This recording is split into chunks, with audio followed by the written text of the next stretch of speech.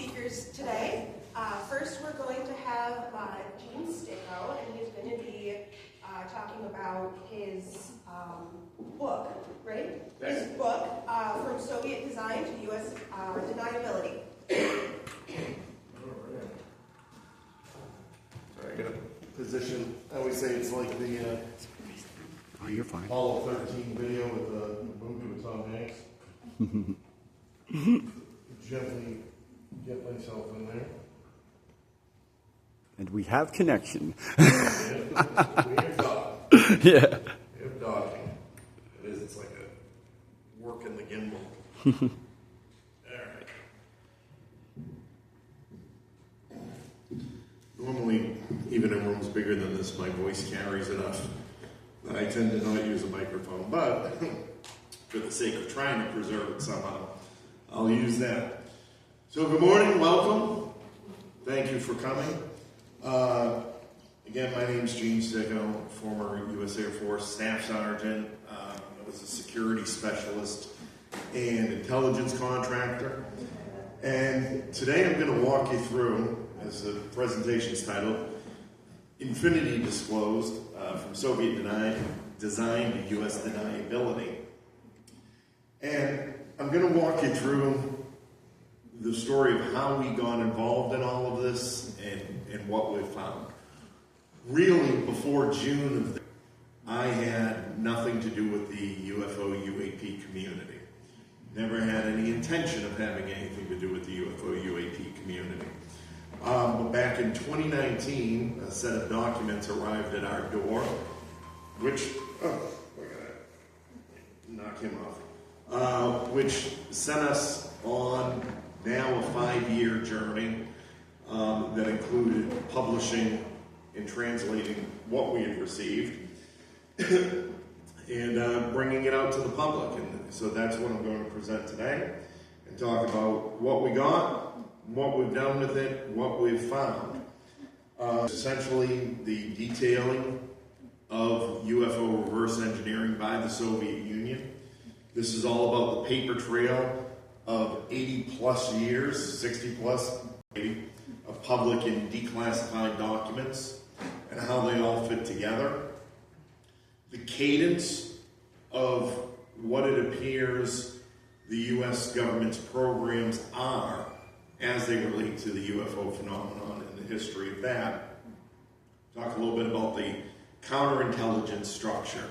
When I first got into this community, one of the things that jumped out to me was this use of controlled disclosure and disclosure, the controlled disclosure narrative. Well, I come out of the intelligence world. In the intelligence world, controlled disclosure is a term of art. It's the terminology that's used in counterintelligence operations. And I found it fascinating that as a community, it was, it's like that, what was the movie, The Princess Bride? You're using this word. I don't think you really know what this word means. And I've become more and more convinced the community doesn't understand what the term controlled disclosure means as a term of art in counterintelligence. And I'm going to talk about why, particularly, the time that I've been in the field and the research that I've done and looking at controlled disclosure, and a lot of the things that you hear talked about is not really disclosed, and the confusion that's out there is because what's happening is not just this controlled disclosure, it's this other term of our transition by design. And I'm trying to get into as much of that as time allots. I like to run through a lot of this to really open it up to questions. And then the purpose of what I'm doing. At the end of the day, when I looked at all of this and we saw what is happening with these UAP hearings, I can summarize it best by just saying they need to be asking better questions. What we've found allow those better questions to be asked. So the challenge now is, do they really want to ask the questions that need to be asked of the people that they need to be asked of? So quickly on background, as I mentioned, former U.S. Air Force. About 9 years after that, I was in the intelligence community working inside the oil and gas industry. It's easier for me to tell you where I haven't been than all the places that I have been. All the places I have been are some of the roughest, most challenging places in the world. And my role was essentially working between the international oil companies I was embedded in and the intelligence apparatus of the countries which represented the companies I was in. I am, by all accounts, in title, I am a whistleblower in the oil and gas industry, in a case that's actually made its way all the way up to the UK Supreme Court, which is ultimately what got me the whistleblower status. It's primarily a human rights case involving Shell Oil Company in Nigeria. They've just passed one major hurdle after 7 years. The trial itself doesn't begin until 2027, so we're a long way from the resolution of that.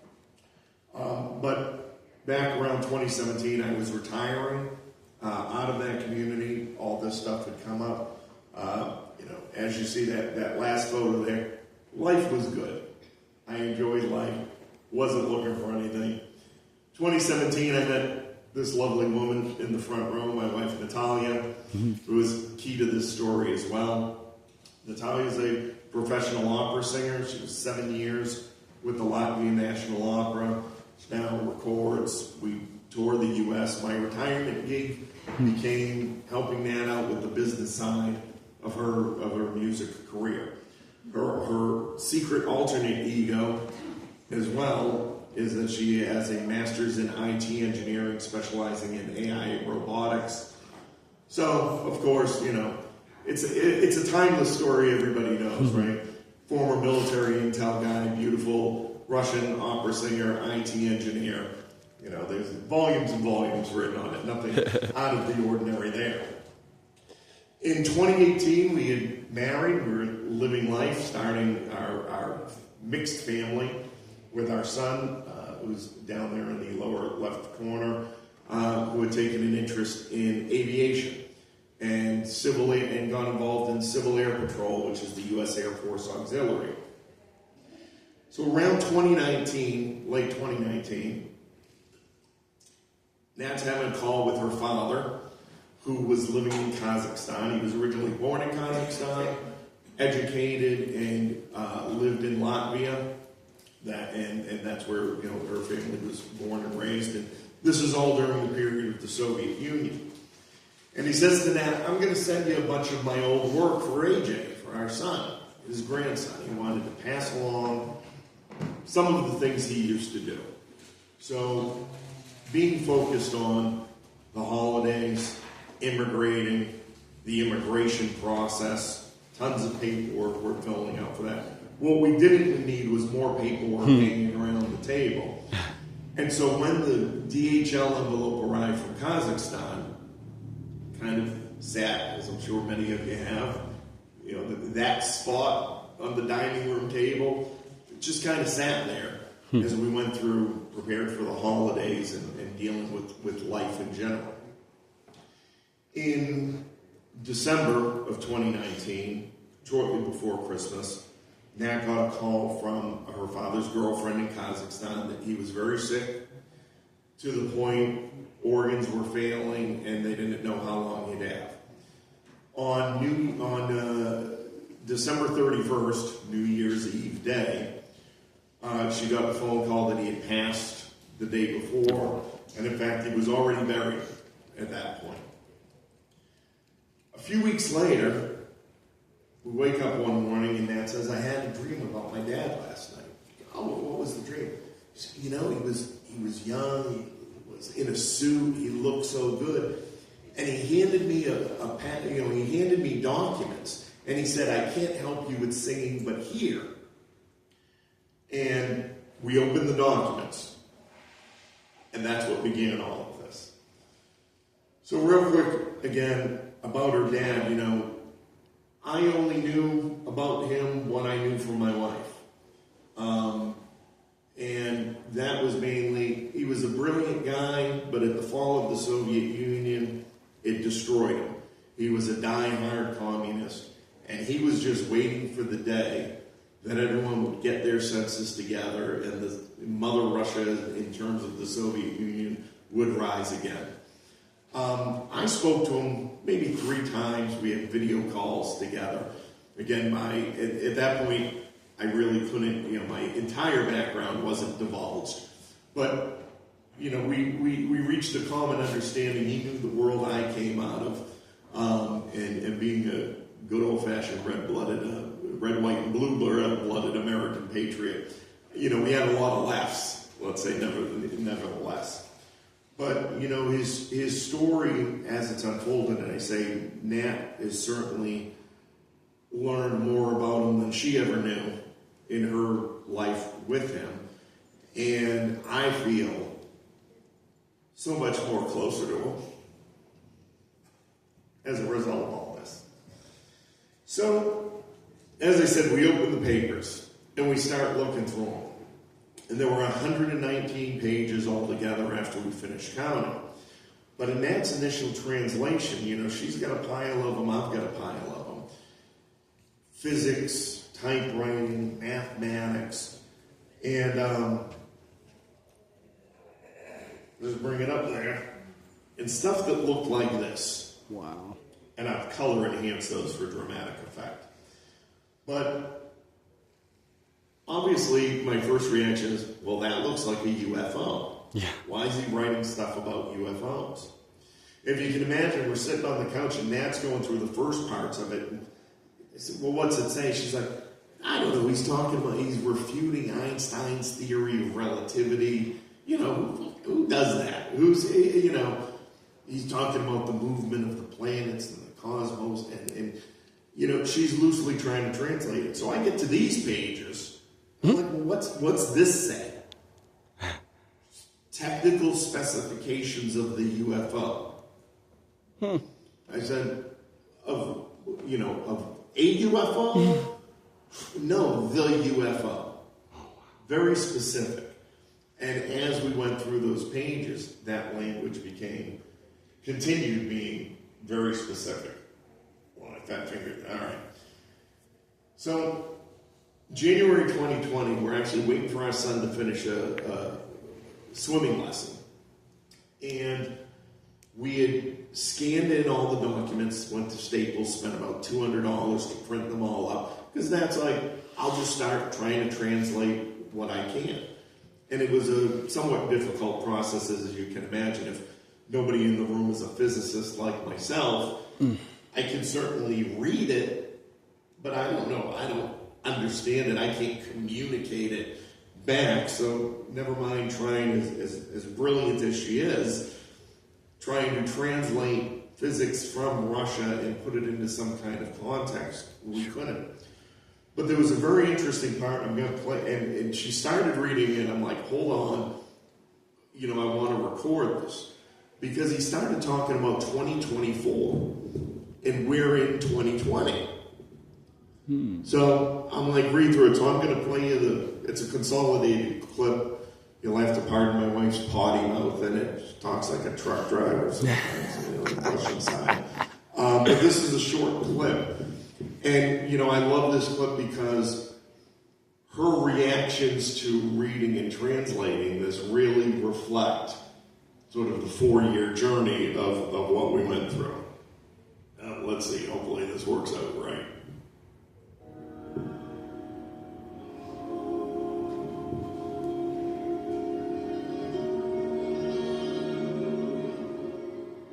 And in 2024, the solar system will pass the 6. So 6 is like spiritual. And 50% of the civilization will pass the 6th item. Qualitative evaluation of something, right? DNA is like a program based on these fucking movements of planets.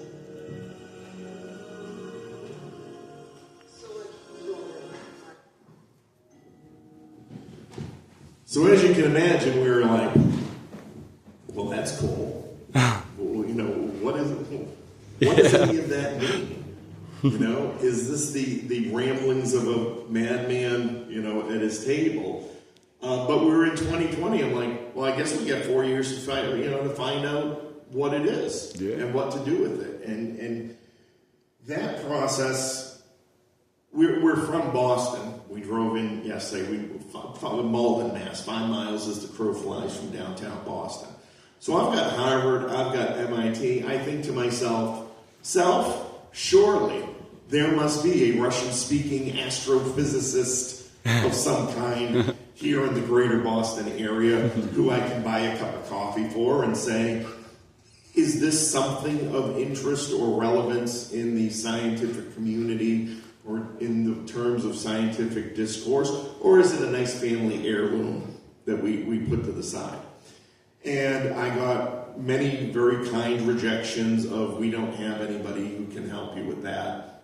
I was very careful. I didn't send all the UFO stuff as I was sending screenshots. I sent mostly the physics and the typewritten parts of it, just to be able to say, you know, again, we're just kind of looking for some understanding. Happy to buy somebody a cup of coffee or, you know, whatever it takes to have it flip through. Nat herself working in the IT field as, you know, on the day job, she did contracts with companies like Amazon Robotics and American Express. There's a lot of smart science people in those. From my own background, I have a friend in Europe who's an astronaut with the ESA. I sent her a few pages. Can you find anybody who can give me some comments on the physics and everything that's in here? And it all came back pretty consistent. You know, a guy we met who had a nuclear engineering background recognized, he's like, well, yeah, the diagram seems to be some kind of compact nuclear fusion reactor. And the NASA guy came back and he's like, yeah, this is valid math. You know, again, nobody had the full picture of what we were looking at. I was just trying to figure out, you know, is it gibberish or is it legit? And it all seemed pretty legit. So, because it had such a heavy UFO context to it, my idea was, well, obviously I got to get this into the community. Prior to this, my knowledge extended or limited to binge watching Ancient Aliens on a weekend sometimes. That was it. My friend Mario Fiallo, who was ultimately credited as a co-author here in the book, was really the one who started saying, oh, you've got to reach out to this person. So the experts, the investigative journalists, whatever name comes to mind, I reached out to. The only person who wrote back to me at all was Nick Pope. And Nick said, this looks fascinating. I wish I knew somebody who could help you, but I suggest maybe you contact MUFON. And that was my first introduction to MUFON. I reached out to MUFON. Their response was, that's very interesting. We don't have anybody who can help you, but if you'd like to send us everything, we'll put it in an archive. My thought on that was, fuck no. So, obviously there was something there. But we didn't quite know what the there was. So, as 2024 emerged, as we led into it, and I'm pretty sure everybody in the room remembers what life was like in those preceding years between 2020 and 2024, that video kept playing back in my mind. 50% of society, this split between the spiritual and the logical, this idea that we would be receiving some kind of cosmic DNA download that is part of this transmission or the progression of human consciousness. The stuff now I'm hearing in 24 in the UAP community about consciousness and psionics, and it was all too eerily familiar with what we were reading in these papers, and so we said, we've got to just bite the bullet, let's just translate it and put it out there, and that's exactly what we did. And so the book is titled Engineering Infinity, Earth's first interstellar blueprint. Some of them are out front. Well, what I'll do now is I'm going to walk you through those papers and then get into the meat and probably the more sexy part of this everybody came for than a nice family story. So what are they? The entire collection represents 12 bodies of work, 12 individual works that together represent a unified model of this UFO craft and how it operates and how it is assembled, put together, the materials. It contains the precise measurements of the craft itself. A very interesting part of it gets into what is called the tripartite nature of human consciousness. That essentially the craft operates off of three principles: manipulation of a gravitational field, manipulation of the magnetic fields, and manipulation of what my father-in-law calls the information energy field.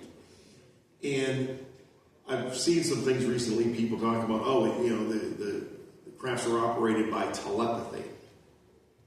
Kind of right, but for the wrong reason. It is the pilot's ability to access this information energy field in conjunction with the craft's creation of its own bubble, let's say. And that interface is what allows the control of it. Overall, the unifying theory that he has he calls it gravitational charge dualism. Some of these phrases might seem similar if you're one who studies the science and theories, let's say, that are out there. And if it's jumped to your mind already, well, this kind of sounds like Hal Puthoff, and the work he did for DARPA. Number one, this work was done long before Hal Puthoff did any of that for DARPA. And it is very closely aligned in the sense that Hal's work is very physics heavy. This is very engineering heavy. But there are quite a lot of relationships to that. So the architecture, as I said, energy generation, energy conversion, and propulsion controlled. That is all done through a compact thermonuclear fusion system that uses heavy water, deuterium, converted to plasma, fed through a solenoid network that are embedded in the craft. The skin of the craft itself and that structure permits the containment of the plasma systems. The operating system, as I mentioned, is a series of solenoids. The plasma feeds within the solenoids helps create the magnetic and energy field that it constructs in. Again, these are diagrams directly from the work. It breaks down the material and hull composition very specifically, throughout all of this. Again, we're talking about something that language-wise is worded and framed in observation. This is not, I think, maybe, theoretically. It is factual. This is what it is made of. These are the measurements. These are the formulas to put it all together. He covers the flight symmetry and the flight control, how it operates, how it maneuvers. It is essentially creating these fields, and then it changes place within the field.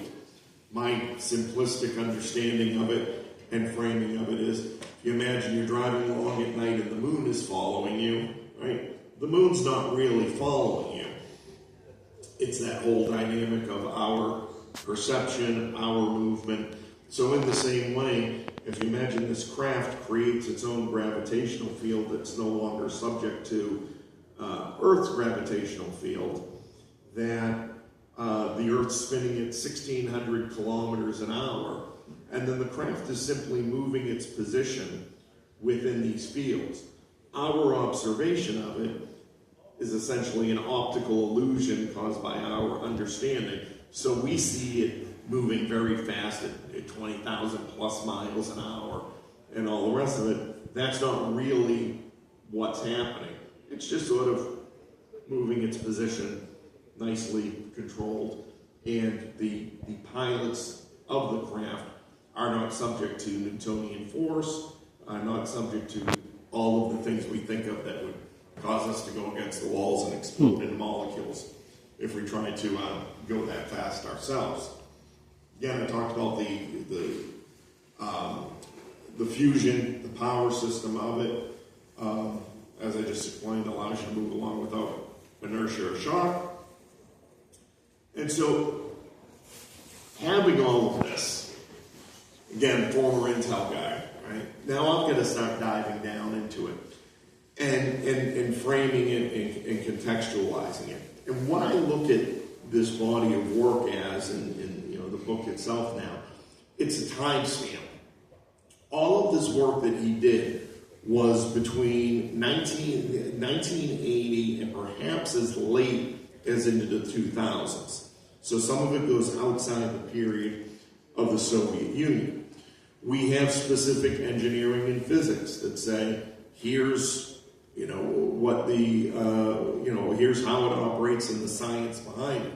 So it had struck me at one point is that, well, everybody's filing these FOIA requests, expecting the government's going to accidentally send them the file with the big red letters on it saying secret UFO file. Oops. So what if we don't ask about UFOs anymore? What if we don't ask about UAPs? We have a unified body of work that describes the reverse engineering of a UFO. Let's ask about that. One of the first things I did was extracted the science. Well, actually, let me just go into this slide. So I came up with a methodology. Extract the core science, identify which agencies within the government structure would research this kind of science. Because again, none of it's outside of what we know. Some of the numbers are different. Some of the formulas are different. A physicist who would look at this, in the 1980s would say, well, he's got the math all wrong. But somebody framed it to me like this. They said, if the thing wasn't built here, wherever it was built may experience these forces differently. They might have, calculations that are different. If you think we're going to get a hold of, the infamous, UFO lands on the White House lawn, and then everybody's able to go in there with their tool sets and start examining it. If you think that craft is going to fit anything that we already know, you are highly disillusioned. You have to be building in space in your thought process for it's not going to it's not going to fit nicely into what we know already. If it did, we'd already be flying them. So I started I put together 4 FOIA requests to test the waters. One to NASA, the Navy, the Air Force, and Sandia Labs. And in each one of those requests, I took a combination of 4 issues, or 4 of these scientific domains, I should say, that they would have researched independently, if not together, and how much of what I can get back might reflect that they've researched these areas together. My first FOIA request, I've heard, has anyone ever done a FOIA request that's in here? How long did it take you to get a response? About 2 months. How long was the response? Locally, 5 days. Oh, that's very good. I submitted it on Sunday.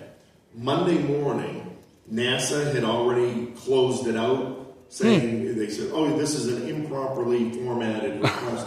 No, it was the same format I used for all the other ones. Oh, wow. They said, this is improperly formatted and we are closing the case. Okay?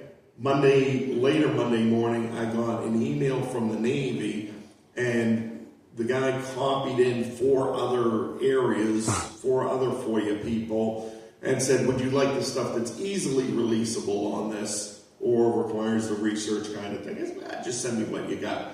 Excuse me. And I got that within about 2 weeks. Still haven't heard back from the Air Force or Sandia Labs. But it also struck me because, again, in the Intel community, there's that famous saying, you know, the best place to hide something is right out in the open. So I began looking at the scientific domains and how many of them could I compare against what was already declassified and publicly available. So this is my brief spot. Turtle on a fence post. This was my number one. The first CIA guy who was my mentor said to me one day, he said, let me ask you a question. He goes, I need to understand how you think.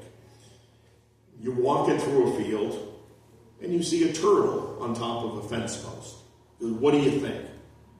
So now I'm trying to, I'm thinking operationally. I'm like, okay, it must mean somebody's watching me, right? Why is it there? Is it meant to distract me? Is it meant to throw me off of the path that I'm going on? And I'm trying to, impress him with my level of intellect and strategical, operational, tactical skills. And he said, stop. He said, the only thing you have to realize is from this point on, something's fucking wrong. He said, if you just have that in your head, that you have seen this thing that is out of the ordinary, that doesn't fit with everything else that you know moving forward, just have that in your mind that something is wrong and there's a reason for it, and let that guide you.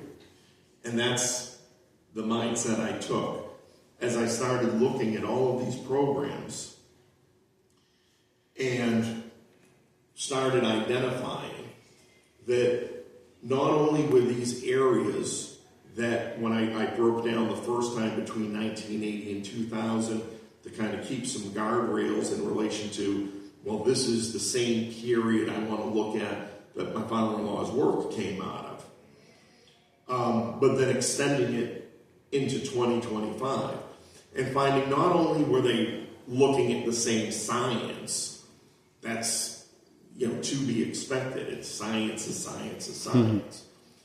But that the combinations of things that they were looking at were aligned and were similar and were in the right, or, were in the organizations that would be needing to look at the Navy, DARPA, DIA, all of these things. And when I started looking at the numbers and the specifics of how these things were structured, it ranged on the low end from 54% when looking at things like the more metaphysical aspects of consciousness and the Stargate program and things like that, to upwards of 90, and some of it goes into the high or into the mid 90% match, that the specific formulas. So, for example, my father-in-law's work says such and such operates at 20 Teslas and 19 PSI and blah, blah, blah, blah, blah. And then there's a DARPA contract bid that goes out saying, we would like an institution that can investigate or that can do research on a potential space application for this type of system that operates at 20 Tesla at 19 PSI. Where'd you come up with that number? Why do you specifically want to look at that number in those parameters? And and in total, from 1980 to 2000, over that period, I found it was 46 agencies that had researched that, and they had spent in total about $15 billion, $1.5 billion a year. And from 2001 to now, it's upwards of $150 billion. And so there's an exponential increase in that. So I had to understand, why the increase. The other thing I asked myself, I said, if the U.S. had reverse engineered a craft of their own, I wonder if they came up with defenses for it. Could they defend against it? Do they know if it's a threat? And interestingly enough, I found these 6 programs, or programs across 6 agencies, that technology was developed that would specifically counter the type of craft my father-in-law had detailed in his works. So they coincidentally, if we want to believe that the U.S. has never reverse engineered a UFO, they have coincidentally created the exact systems that would need to exist to counter something that they didn't counter. Go on a little side trip. During this point, I was catching up with a friend of mine that lives in the Finger Lakes region of New York, near a place called Seneca Army Depot. Seneca Army Depot, during World War II, was a training base. It was originally known as Sampson Air Force Base, and it's somewhat moderately known for being a nuke location during the 80s, 90s, and into 2000. I think it was exactly in 2000 that they had removed the nukes from this area. So this is the Finger Lakes, New York. Great wine growing region, if anyone's a wine fan, if you've never been. And magnetically and the geology of it produces some of the finest wines in the world. But what he started noticing was he had a large piece of property that used to belong to the Army base.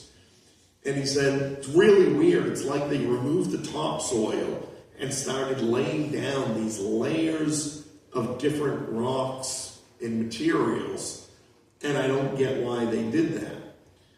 And as I started looking at, we all, are quite familiar, I'm sure, with the relationship between UFOs and nukes and the sightings of that, the theory sprang to mind, and we started saying, wonder if they recognized that the craft need this combination of geology and magnetism to operate efficiently within a lot of these areas, and were they trying to dampen the craft's ability to do that by laying down different layers, by engineering the landscape to perhaps deter these types of observations. And as I went through some of the records, and this is ongoing, right now, but there is a decline in the 90s in the numbers of sightings that were happening in the Finger Lakes region. And then it all dropped off after the nukes left. So we had a period of high reporting activity, sudden drop in reporting activity, and these geological anomalies, let's say, that we're now looking into a little bit deeper. So that's bringing another question to mind. Can we track them? If we know how we operate, if we know how they operate, if we have a system for saying what it is they need to operate efficiently, obviously trying to put myself in the mind of an advanced being, you'd imagine they want this thing to operate as efficiently as possible. So was there a methodology for that? And we began extracting that methodology and looking into it deeper and saying, all right, we need, the hydrological resources, the geomagnetic forces, and atmospheric charges. So, our research showed most of the sightings occurred within on either side of a 3 to 4 day window of increased periods of ionization, quote unquote thunderstorms, in areas where they happen. So I said, let's run a little experiment. We took all the data, fed it in through the AI models, and said, show me the best location in each of the 50 states that have the optimum operational conditions that the craft that's described would need to operate at peak efficiency. And I took a map and I threw a bunch of red dots, red pins on that map. Then I said, let's look at the weather and let's look at space weather and when is the optimum period that might exist. And so we were in December 24, and it was about, there was going to be a second new moon of the month called the Black Moon. And that meant there was going to be a 2% increase in the gravitational fields. All right, great. December 24th is my day. So from the period following December 24th, for about 2 weeks, I checked in on MUFON reporting every day. I checked the news. I checked the National UFO Reporting Center. And I looked for all reports that were made on December 24th. And I gave about a 2-week window for those to come in. And here's how that map looks. The red represents what were identified as the optimum location. The green represents where something was reported. I ran this exercise again in January. I'm sorry, in this past August. So this is the map from December. Those yellow lines represent a distance of anywhere from between 5 and 150 miles to a optimum condition. So which is to say, what this map represents is that of the reports that occurred, 60% of the time, those reports fell within 50 to 150 miles of a previously identified optimum location that this type of craft might operate in. When I did it back in January, we tightened down the space weather and the parameters and whatnot, we're at about 85%. So we're on the path to identifying corridors, operational corridors that it looks like these reports fall within and potentially the craft operate in. So now we've looked at the U.S. programs that could potentially defend against this craft. We've looked at the phenomenon itself, and does the science reflect and explain that? And can we perhaps use this as a tool for identifying and helping investigations and spotting?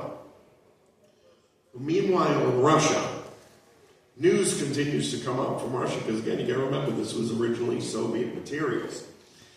And Putin starts talking about new physical principles, that the weapons and the weapon systems that are being developed include new physical principles.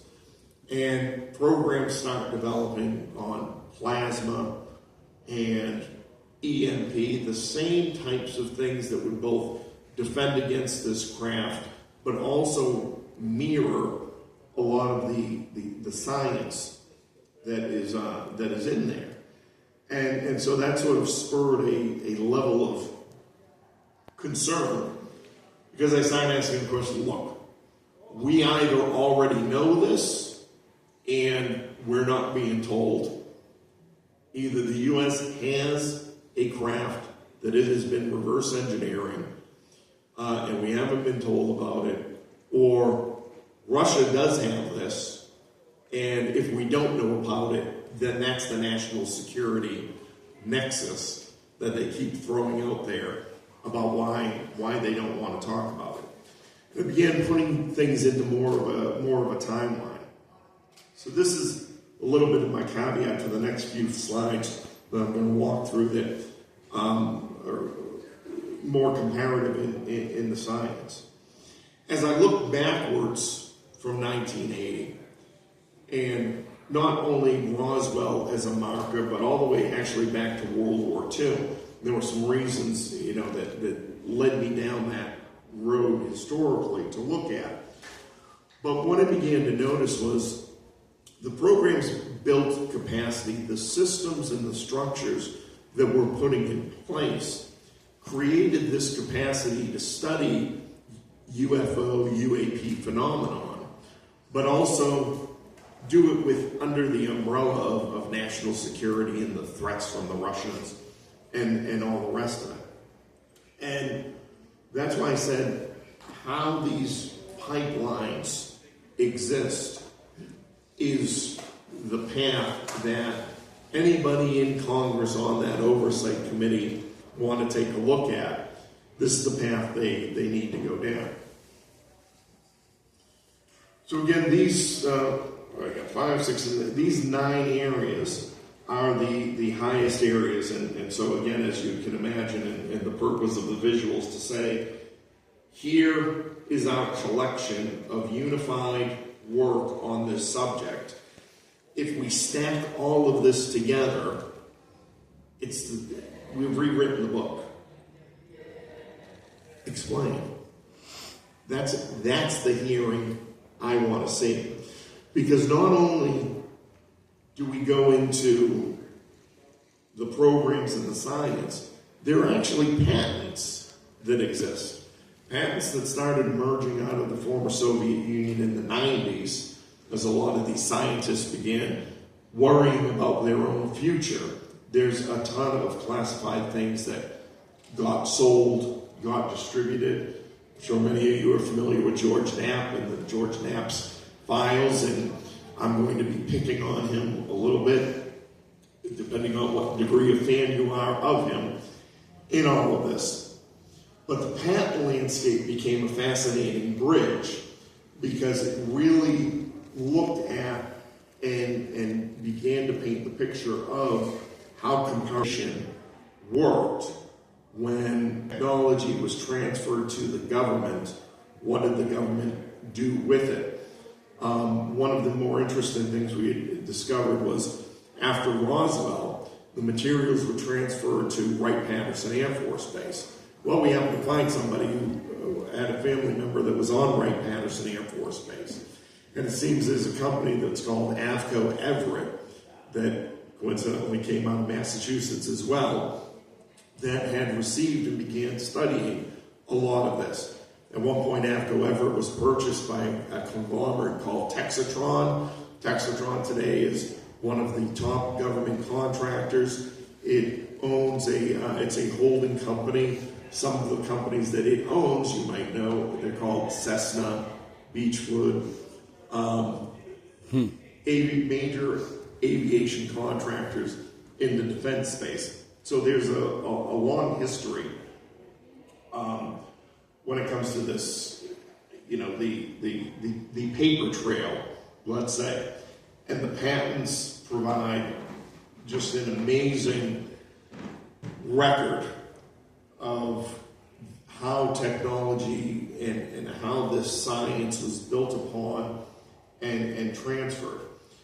And so one of the areas I'll focus on here for a bit now is these 4 subjects. Water is thermonuclear fuel, solenoid arrays, thrust calculations, and the induction tables as they're tied to the body of work that we found in my father-in-law's papers.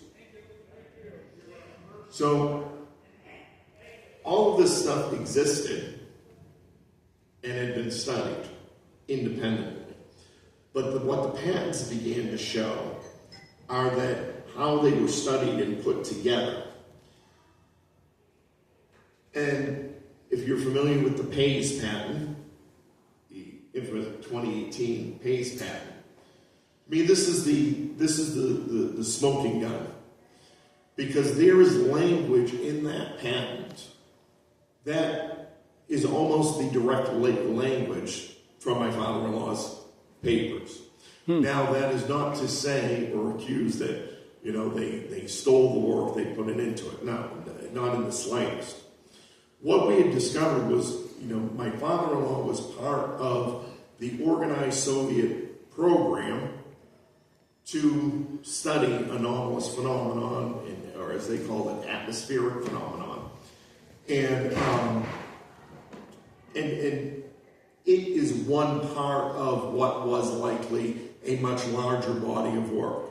I believe that much larger body of work the U.S. has, I believe that's what George Knapp brought back from him. And it accounts for a lot of why I'm being avoided and people are going out of their way to not have conversations with me. But to put it in simpler terms, I'm going to move through this a little bit quicker so we make sure I have time for questions, right? Best example, no car before 2000 had a lithium battery, going doors. All of those things existed. Elon Musk put them together, and we have the Tesla. This is essentially the same philosophy. All of these things put together, all of the science in these areas existed, but until they specifically put it together in the patent, that became the direct indication of the scientific fingerprint that the U.S. had reverse engineered a craft. If they hadn't reverse engineered the craft themselves, then they benefited from the 90s brain drain at the end of after the fall of the Soviet Union. But by our assessments, yes, they either had almost certainly reverse engineered a craft themselves or exploited the technology as it was coming out of the Soviet Union. So I'll give you a little peek, what's going on in my world behind the scenes. So I'm out there sharing the story, getting some good support. I'm often on Disclosure Tonight with Don Fessler. I sit in the back room, and Jay Albertson sitting over there. Jay's on there as well as contributors. He had done a piece on me. There's an advanced propulsion company that the most they acknowledge is that these works are advancing areas they are already heavily invested in. My critics, they don't like the book cover. They don't like that I put the heartbreaking story about my father-in-law dying and us having this afterwards. Why didn't I just publish it as a scientific paper? I'm not a fucking scientist, if you haven't guessed by now. That's why I didn't write a scientific paper. I didn't write a scientific paper because as I was trying to find people at Harvard and MIT who know how to write scientific papers, nobody wanted to take an interest in it. So we translated it the best that we could in the most efficient manners that we could, and we put it out there to the world. And for any of those critics who want to be critics, go to the book, do the physics, do the math, do the work, do the research, do it yourself, see what you come up with. All I can tell you. I've sent copies of it to the UAP caucus. Sent a copy of it to the White House. I think maybe if nothing else, I'll get a nice letter thing. I didn't get anything from them either. And it finally took, after 4 years, it took me calling out George Knapp online. As somebody was playing a clip of him in his talk from the 90s about what he brought back, and me superimposing the same image as being like, this George, like this, did you bring back anything like that? That sounded a long, interesting process of coincidences. So July, one of the people I had reached out to was Robert Hastings. He authored books on UFOs and nukes, and me being a former Air Force security specialist, I figured, he's a good resource. He writes back, he's like, this is way over my head. I sent it to David Grush, and David said, he thinks it's interesting. He hadn't seen it before. Fantastic. Thank you, Robert. Please pass my information to David. I'd love to have a brief conversation with him if he can spend 20 minutes and I can just give him the download. All I have wanted to do with this stuff is get rid of it. If during that 4-year period, Knapp answered an email and said, yeah, send me what you've got. This is interesting. Let me see, and had a 20-minute conversation with me. If in July, David Grush called and had a 20-minute conversation, nobody would have heard from me ever again. Nothing I wanted more than to just hand this stuff off to somebody. But the more they ignored me, the more I seemed to get validation from the scientific community that this was legit. The more connections I was able to make that this is directly reflected in Russian patents, in U.S. patents, in U.S. government research and development programs, and U.S. defense programs.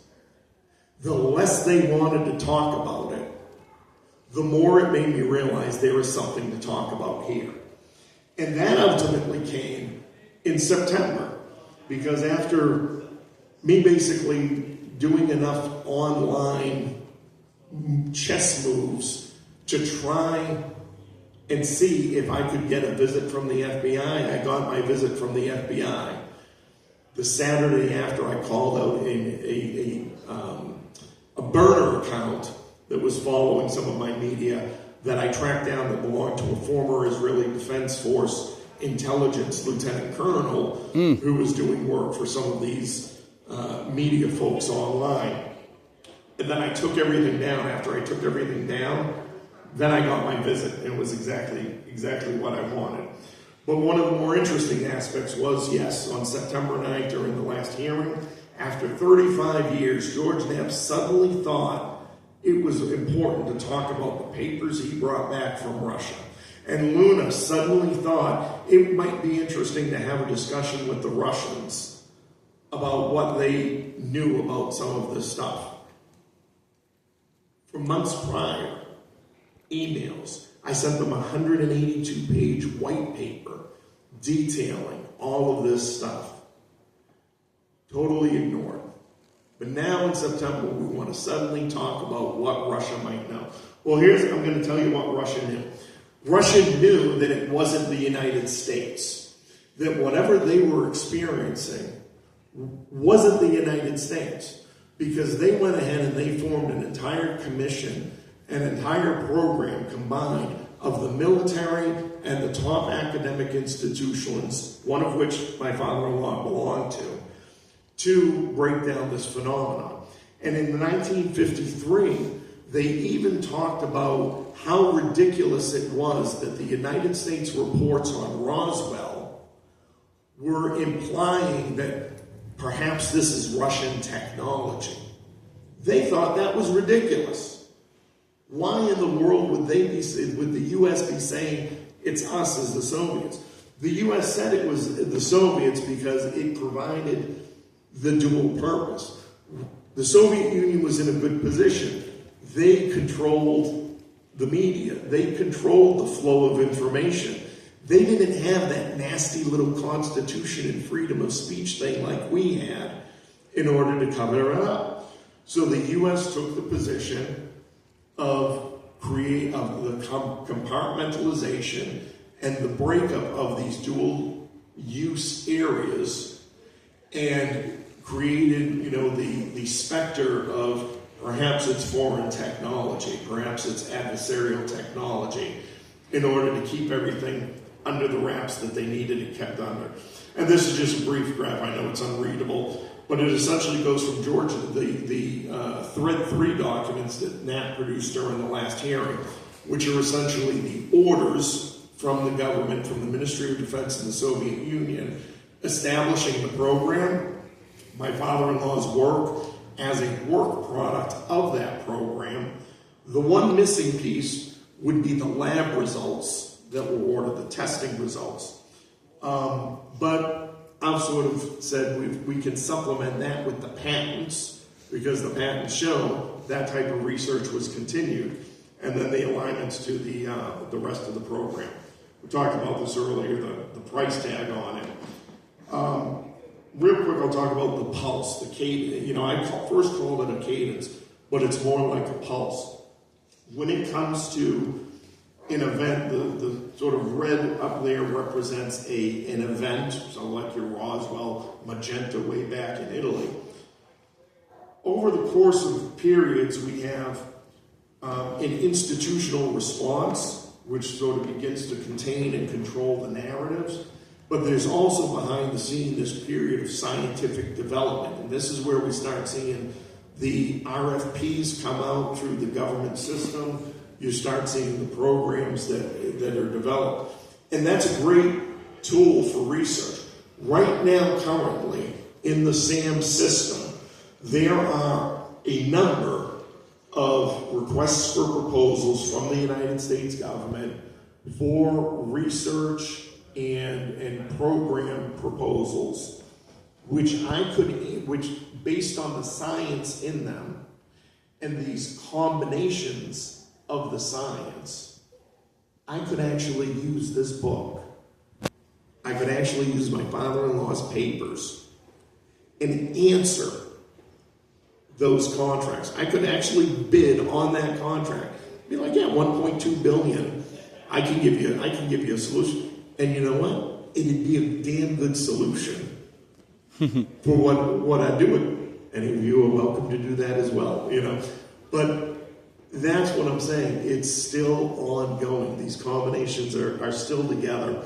And it goes through the different cycles, these different sources, from the event to the event to containment to material developments to, we're going to sprinkle you a little bit of, well, we might kind of know this, or yeah, geez, this is weird. Because it goes back to what I had initially talked about, this controlled disclosure.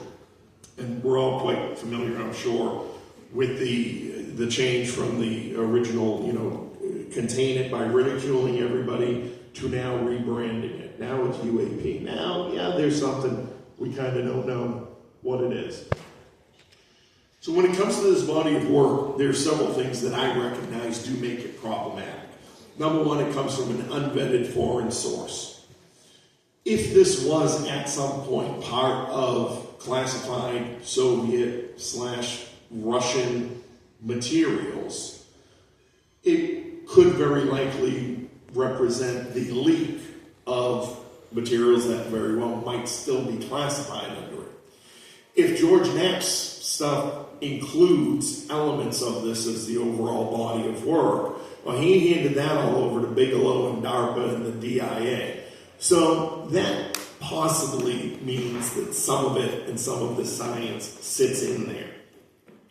And it disrupts the narrative control pipeline. It disrupts how they want to tell the story. And this is why I think Luna's sudden interest in talking to Russia is important and reflective of this being talked about, because now they have to frame a reason why they can talk about or perhaps release or perhaps engage on a lot more of these materials.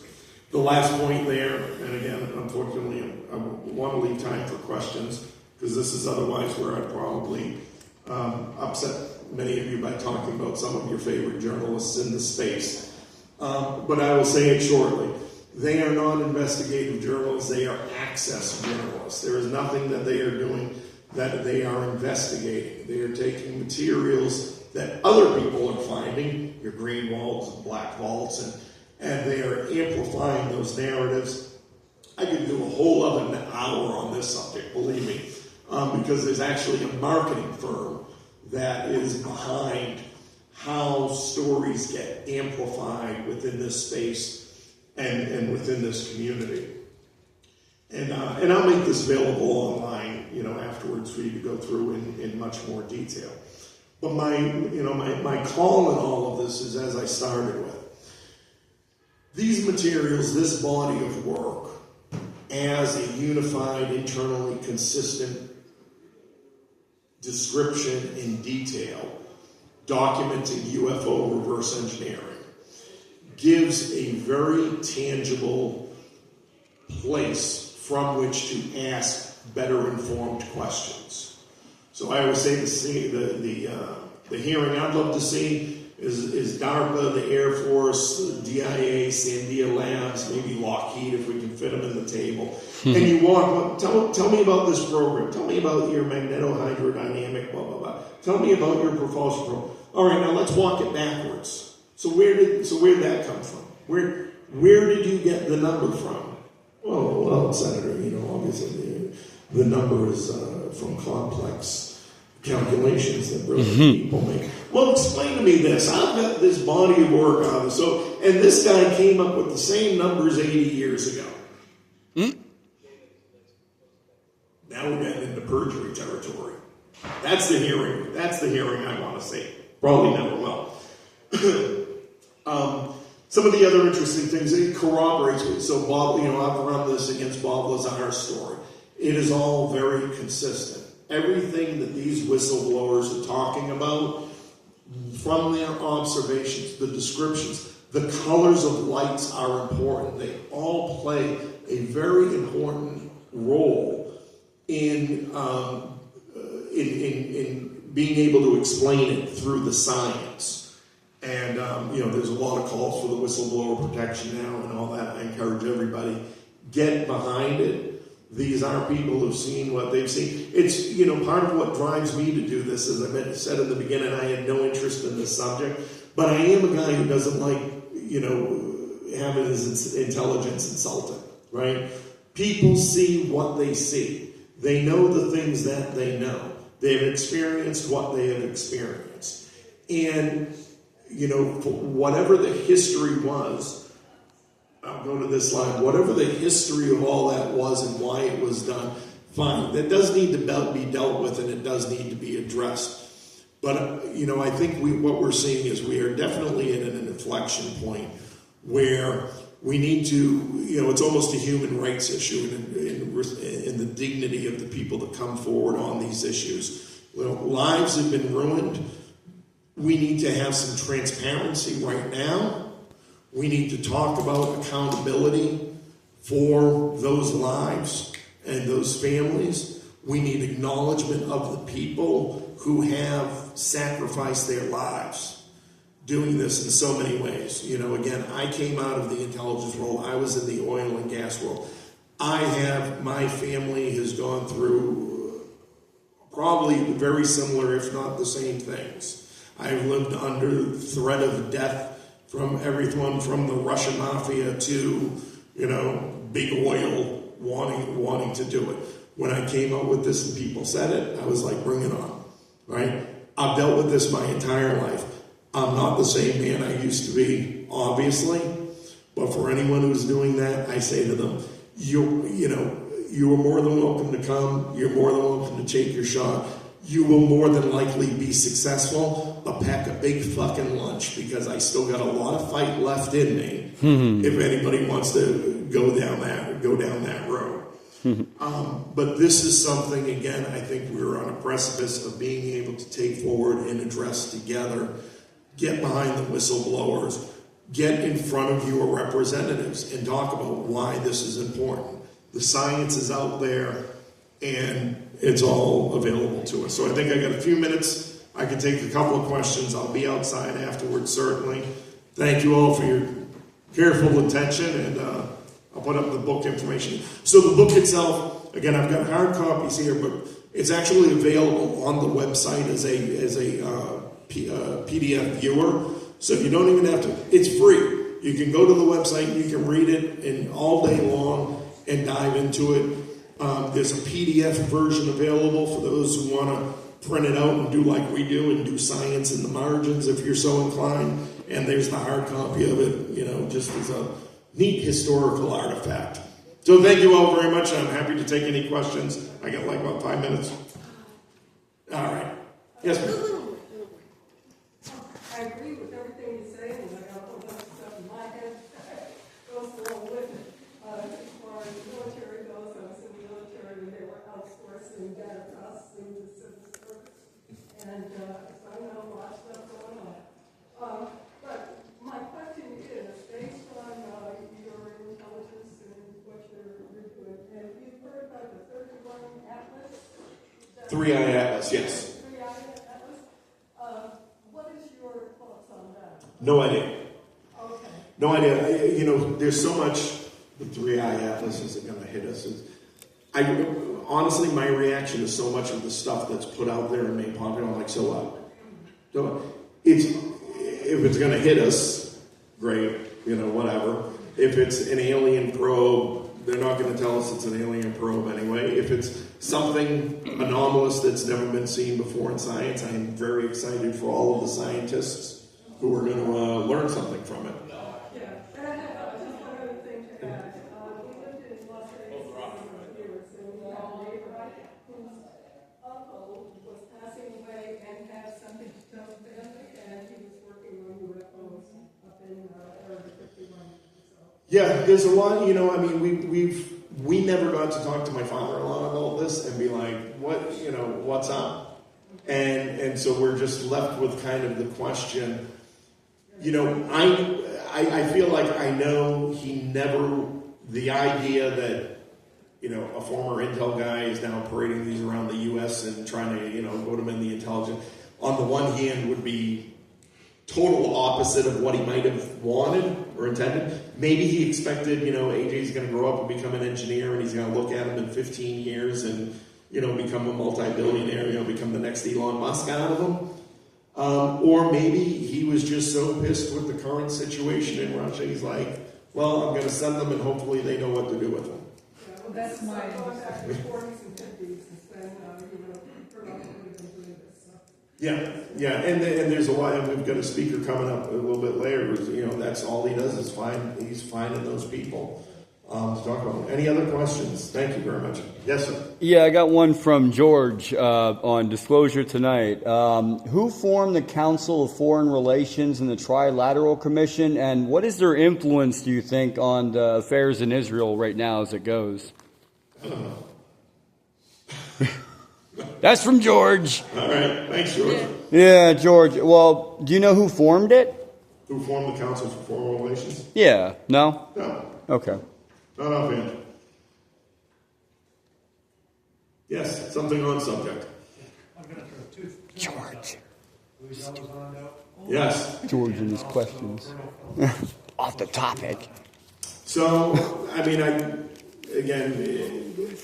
Corso story, outside of the name, I don't know much intimately about the story and background. Again, on November 11th, this coming November 11th, I will have been involved in this community for 150 days. Right? Now, I've gotten pretty far in 150 days. We recorded an interview last week with Ross Coulthard, so that should be airing actually next week. Lou, I had the pleasure, I sat down, I was able to meet with him, we had dinner and spent about 4 hours together. 2 weeks ago. Yeah, 2 weeks, middle of October. As a person, it's fantastic, obviously. I know there's a lot of criticisms, on both sides. Again, I think, I think to a certain extent that when he first came out, so this is my read, this is not a result of anything with the conversations I had with him or anything like that, so I don't want to be misconstrued or misinterpreted. My read of the whole situation even prior to meeting him was, I think he wanted to come out, like gangbusters as he did. I think the system itself is structured in such a way that I think to a certain extent he was kind of set up for failure in many ways. And it's, again, not exclusive to his story, and it's not based, my interpretation of that's not based exclusively on his story, because again, I had a whole other life before this that wasn't necessarily on issues that didn't necessarily get as public, but I recognize the pattern. I recognize the pattern when somebody's getting set up for failure. And I think he was set up for failure. Obviously, we're going to probably start seeing a little bit more of them now with Age of Disclosure coming out and all the rest of it. My impression, the criticisms, it's a CIA documentary. It's about, listen, there's elements of truth in all of those things. There are certainly people who pop in and ask questions and and people do things for the sake of getting their project out there, of getting the word out there. They will, suck up this, that, or the other. So I think a lot of these people are in that situation, whether it's Lou, any of the other whistleblowers, Balthazar himself, Greer, any of them. Knapp and Corbell, right? They're access journalists. They have to have access. They can't go balls to the wall and say whatever they want. I've got nothing to lose. I'm not dependent on this for any part of my life. This is a nice weekend away with my lovely bride, and meeting great people and talking about something that we're interested in. this could all go away tomorrow and zero in my life is going to change. We have concert schedules, we have a whole other life other than this. So for me to criticize who I want to criticize, for me to bring to the attention what I want to bring to the attention, and to do it as undiplomatically as I might do it, done it today or in the future. And I'm retired. I got nothing to lose. I got nothing. Whatever we make, the book, I think I'm up to a grand $400 in book sales, right? It all goes to the opera company. We have a small nonprofit opera company. We do things with community, veterans, arts, concert performances. These guys need to make a career of it. These guys still have to worry about retirement and families to feed and, kids getting jobs and all the rest of it. So I'm in a much different position than a lot of them.